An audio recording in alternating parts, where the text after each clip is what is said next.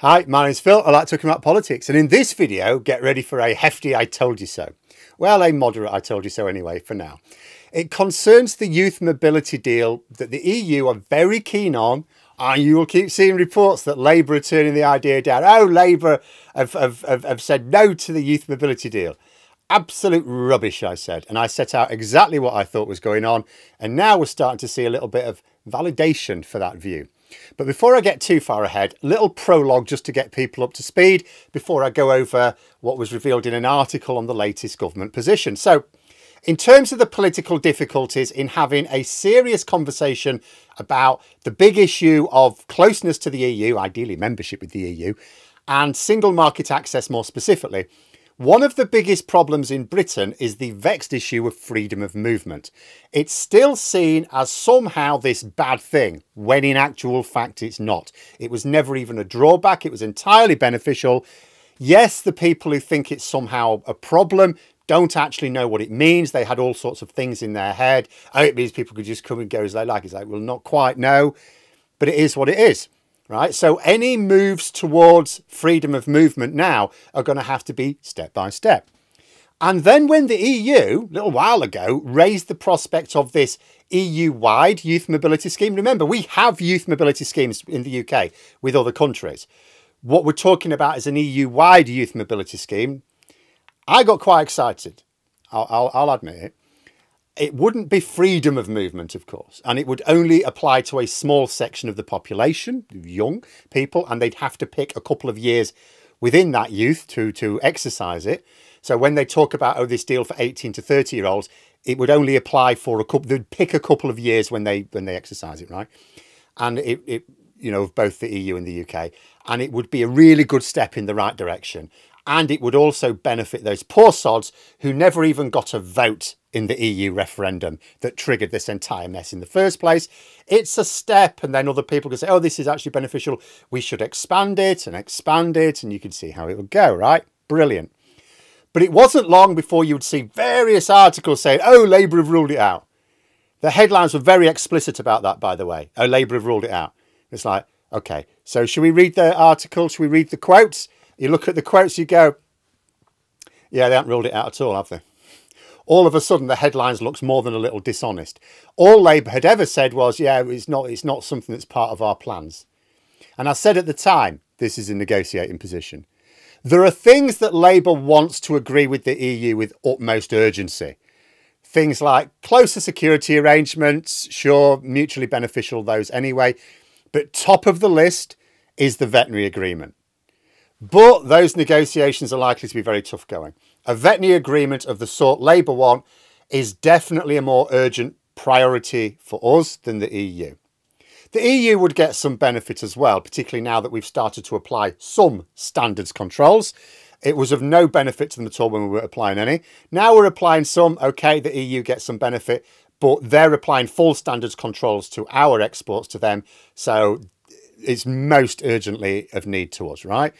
So in order to get it, we're going to have to concede on some things that aren't that much of a priority for us that the EU really want. In other words, we're going to have to identify that things that the EU seem to want more than us. And we go, oh, all right, we'll agree to that if you agree to this.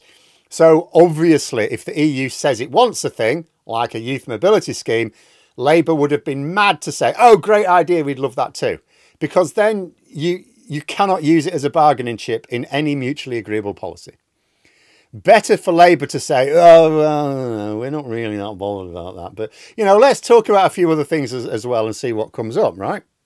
And this week, an article in the Times has said they've been told by sources in the government that they'll probably have to give ground on this youth mobility issue in order to get their reset of relations with the EU. In other words, assuming this report is accurate, what the government are very quietly saying is, yeah, youth mobility scheme, yeah, it's not something we're really that bothered about. But, you know, if it helps us get something we are really bothered about, we're not totally opposed to it, right? So it's basically going to happen.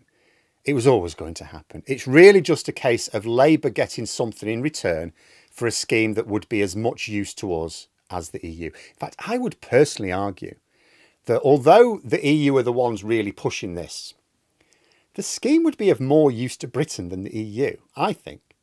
Because I think what we have here is something, it goes on the EU pile of wants that we pretend to not be bothered about, concede ground on, but actually does a lot of good, economically as well as socially.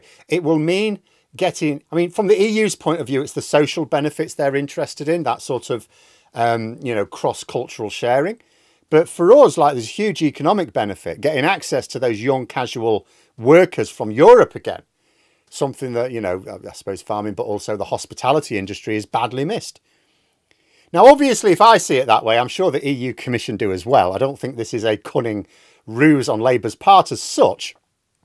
I can't imagine we're going to leverage major concessions. I don't think, for example, that us pretending to concede on this gets us the veterinary agreement, right? But nonetheless, we're getting a picture of precisely the trajectory I talked about, that what Labour really wants is anything that lowers trade barriers.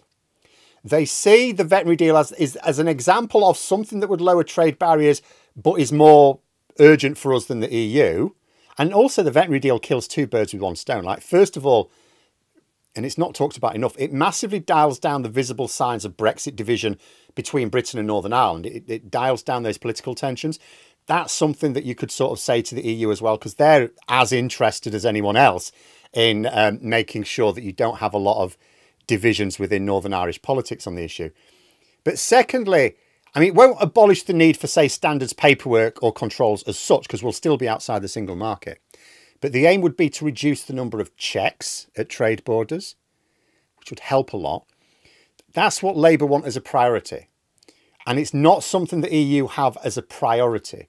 So everything else they're going to do will be with that in mind. So yeah, Labour are obviously going to sound a little hesitant to back anything that the EU seems very, very excited about, because it wants to turn it into, say, oh, well, this is something the EU want. Well, yeah, we're not that bothered. But, oh, if you insist, oh, okay, we're not opposed to it either.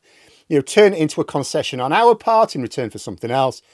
But there was no way a Labour government were ever going to actually block a youth mobility scheme. That makes no sense. Absolutely no sense. It was crazy enough that the Conservatives did, but you could sort of get from their sort of politics how they could paint themselves into that corner. Labour government, they've got absolutely no hang-ups that would require them to block something like this. Makes no sense. And although I don't want to put too much, I mean, this is a single article in the Times quoting unnamed government sources, and we don't know what those government sources are. I'm going to tell you, this is going to happen. It was always going to happen like this. You know, it's absolutely, this is my I told you so. It's I told you so is going to be a hell of a lot louder in the future when we actually see concrete progress, which may not be that quick. We keep being told that we can expect slow progress with the EU relations, and that's not from our government, that's not from our side, that is from the EU Commission, as well as British-based experts on EU policy. But it's absolutely going to happen, and it was always going to happen. But there we are. Those are my thoughts. If you enjoyed the video, please subscribe for further content and click the like button. You can also sign up for memberships if you'd like to support the channel further. Thanks for watching, and until next time, I'll see you later.